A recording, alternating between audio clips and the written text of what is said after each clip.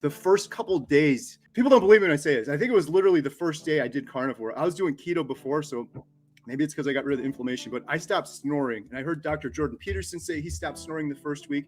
And since I did my 30-day carnivore update, which just kind of really blew up, I've just had endless people saying the same thing. They stopped snoring after they started carnivore. Well, and it's phenomenal what we're seeing.